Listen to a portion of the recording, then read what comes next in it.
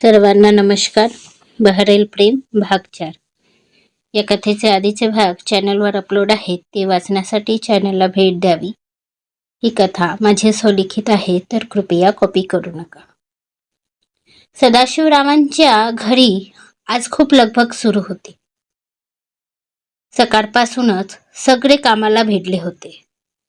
सदाशिवराव यांचे डोळे सतत बाहेर लागले होते, तर राघोजी आणि सुलोचना यांच्या चेहऱ्यावर थोडी भीतीचं सावट होतं. पाहुणे येण्याची वेळ झाली होती, पण वेदू घरी नव्हती, म्हणून सगळ्यांची तारांबळ उडाली होती.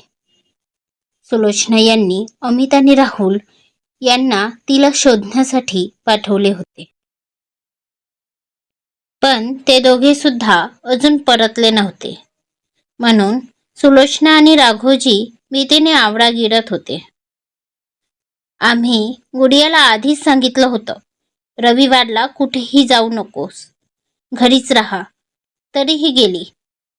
आता बघा, पाहुणे कधीही दारात येऊन ठेपतील आणि मुलगीच घरी नसणार. सदाशिवराव थोडे कासावीस होत बोलले. अजूनही त्यांचे डोळे दारातच लागले होते. बाबा, तुम्ही शांत राहा.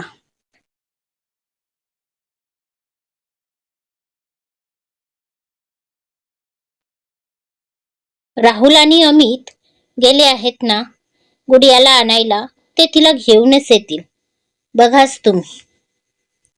अरे, ते येतीलच, पण पाहुणे आता कधीही दारात येतील, त्याचं काय?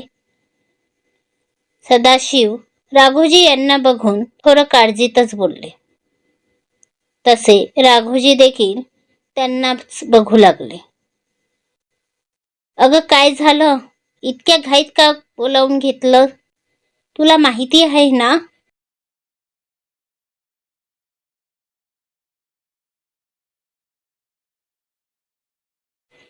आज आजोबांनी मला घरातून निघायला मनाई केली होती, पण फक्त तू बोलवलीस म्हणून मी आली आहे. आता बोल पटकन. वेदांतिका न थांबता बोलतच चालली होती. सोबतच ती गुडघ्यावर हात ठेवून थाबा देखील टाकत होती. अगं, हो, सांगते, आधी शांत तर हो. हे घे, पाणी पी. शालू तिला पाण्याचा ग्लास देत बोलली. नकोय मला ते. आधी सांग, तू का बोलवलं मला? तो ग्लास झिटकारत वेदिका बोलली.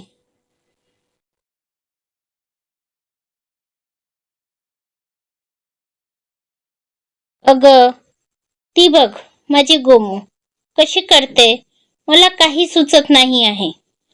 त्यात आई बाबा सुद्धा घरी नाहीत, सकाळीच गावी गेले. शालू गोठ्याकडे इशारा करत बोलली. वेदांतिकाने सुद्धा तिकडे बघितलं तर गोमू म्हणजेच गाय वेदनेने तडफडत होती. तशी वेदांतिका गोठ्याकडे धावली. तिच्या मागे शालू सुद्धा गेली. अगं शालू, हिला रवी दादाकडे न्यायचं ना, बघ बिचारी कशी करते.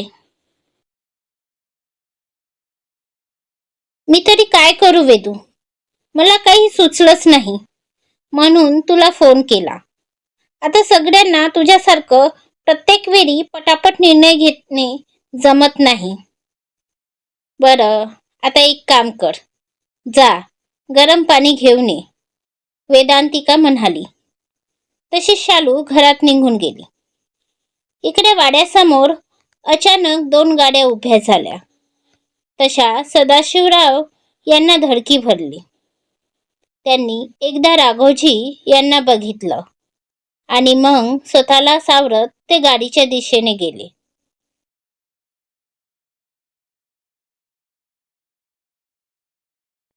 तसे गाडीतून वसंतराव, राजीवजी आणि साधना गाडीतून उतरले. त्यांना बघून राघोजी आणि सुलोचना सुद्धा हात जोडत समोर गेले. वसंतराव यांनी राजीव आणि साधना यांना इशारा केला. तसे ते दोघे सदाशिवराव यांच्या पायाशी वाकून नमस्कार घातला. तितक्यात अभि सुद्धा दुसऱ्या गाडीतून उतरला आणि इकडे तिकडे बघत आधी त्याने आपला रुमाल तोंडासमोर धरला, कारण गोठ्यातून येणाऱ्या गोमूत्र आणि शेणाची वास त्याला सहन होत नव्हती.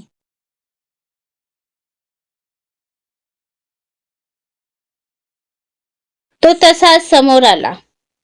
तसे सदाशिव, राघोजी आणि सुलोचना त्याला बघतच राहिले. एक वेळ तर त्याचा तो रुबाब बघून त्या तिघांना सुद्धा धक्का बसला. डार्क निळ्या रंगाच्या कोट आणि पॅन्ट, आत व्हाईट शर्ट, हातात गोल्डन चेन असलेली वॉच, जेलने नीट सेट केलेले केस, पायात शूज आणि कॉलरच्या गड्यातून हलकीशी डोकावणारी ती गोल्ड चेन, 6 फूट उंच गोरा रंग आणि ट्रिम केलेली हलकी दाढी.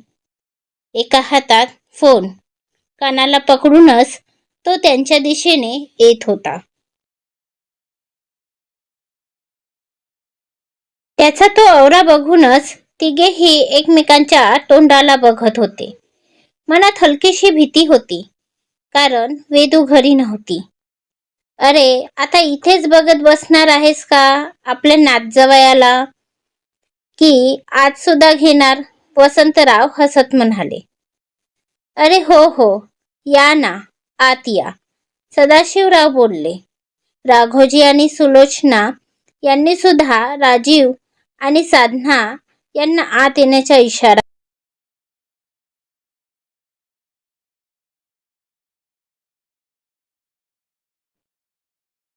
तसे ते सगळे आत जाऊ लागले. अभि, चल बाळा, साधना अभिच्या खांद्यावर हात ठेवून म्हणाली. तसा अभिने कानाचा फोन खिशात टाकला आणि त्यांच्यासोबत आत जाऊ लागला.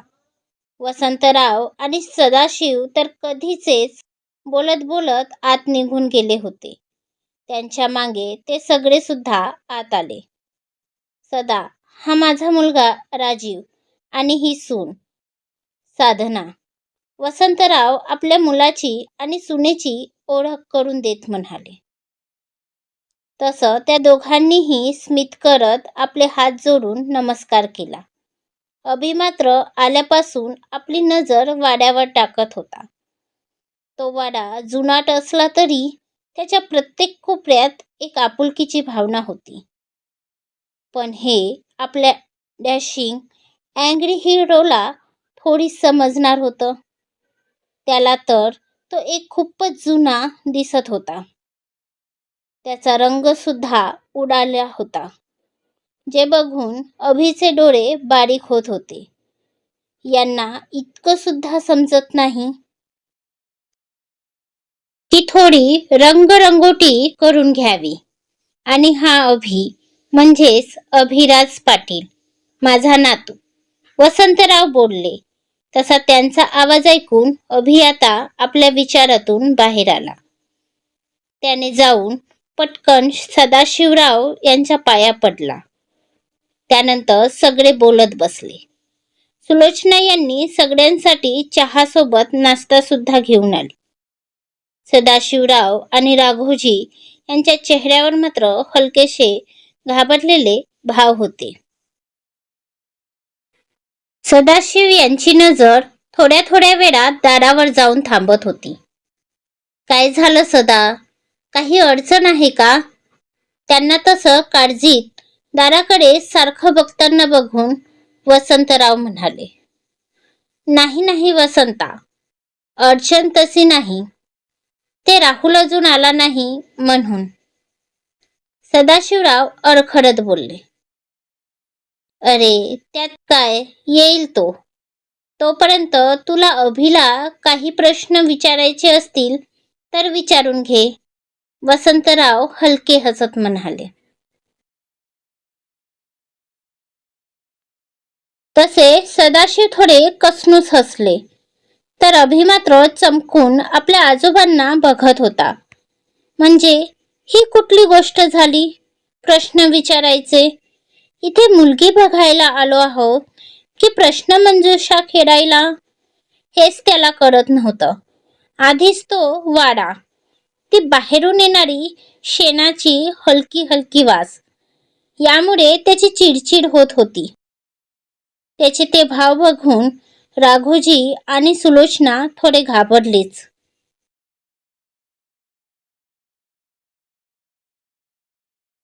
तसं साधना यांनी अभिच्या हातावर हात ठेवून हळूच दाबला आणि डोळ्यांनीच त्याला शांत राहण्याचा इशारा केला.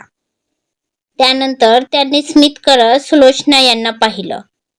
तसे सुलोचना यांनी त्यांना स्माईल दिली. बरं, आता खूप गप्पा झाल्या. आता ज्यासाठी इथे आलो ते काम करून घेऊ. वसंतराव बोलले. कुठले काम बसंता? अरे सदा, असं काय करतोस? मुलगी बघायला आलो आहोत ना, मग बोलाव की तुझ्या काळजाच्या तुकड्याला. खरी सांगतो सदा, जेव्हापासून तिला बघितलं आहे पोरीनं मनात घर करून घेतलं आहे. कधी एकदा तिला आपल्या घरी घेऊन जातोय असंच झालं आहे. वसंतराव हसत बोलत होते. त्यांच्या चेहऱ्यावर वेदांतिकाला पाहण्याचा उत्साह झळकत होता. त्यांना बघूनच वाटत होतं की त्यांना वेदांतिका किती आवडली आहे ते. तर आपल्या आजोबांचं हे उतू जाणारा उत्साह बघून इकडे अभिचा मात्र रागाचा पाडा चढत होता. त्यांच्या हातात असेल ना तर हे आजच माझं लग्न या गावंढर मुलीशी लावून मोकळे होतील सुद्धा. अभि मनात चवताळत आपल्या आजोबांना बघत होता.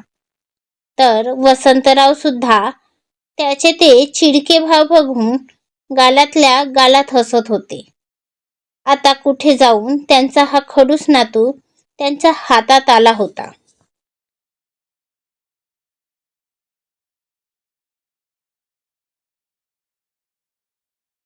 मग इतक्या लवकर थोडीच सोडणार होते ते? चांगलंच पिरून काढणार होते त्याला. आता तर ते या मुकाट असलेल्या बैलाच्या गळ्यात वेदांतिका नावाचं व्यसन घालूनच मानणार होते. बरं, मुलीला आणताय ना आता? साधना म्हणाली. तसं सुलोचना यांना आता धडकीच भरली. त्यांनी फक्त मान खालीवर केली. एकदा राघोजी आणि समोर बसलेल्या सदाशिव यांना बघितलं आणि त्या हळूहळू चालत वेदांतिकाच्या खोलीच्या दिशेने जाऊ लागल्या. मनात धाकधूक होती. चेहऱ्यावर सतत घाम येत होता. जे कुणीही बघत नसलं तरी अभिचं बारीक लक्ष होतं त्यांच्यावर आणि सगळ्यांवर. तो सगळ्यांचे एक्सप्रेशन आल्यापासून नोटीस करत होता आणि पाहुणे आल्याच्या आनंदापेक्षा भीतीचे सावट बघून त्याला काहीतरी भानगड नक्की आहे असेच वाटत होतं. आणि ते बघून त्याला सुद्धा मनातच आनंद देखील होत होता. कारण जर तसं काही असेल तर हा त्याच्यासाठी गोल्डन चान्स ठरणार होता. तर काय वाटते तुम्हाला? ठरेल का हा अभिसाठी गोल्डन चान्स, की मग वेदांतिका येईल वेळेत? जुडेल का वेदांतिका आणि अभिचं नातं? पुढचा भाग पाहायला विसरू नका. भेटू पुढच्या भागात लवकरच. तोपर्यंत आजचा भाग कसा वाटला ते कमेंट करून नक्की सांगा. कारण तुमचे कमेंट मला बळ देतात. आणि कथा आवडल्यास लाईक शेअर करून समोरचे भाग वाचण्यासाठी सबस्क्राईब नक्की करा. धन्यवाद.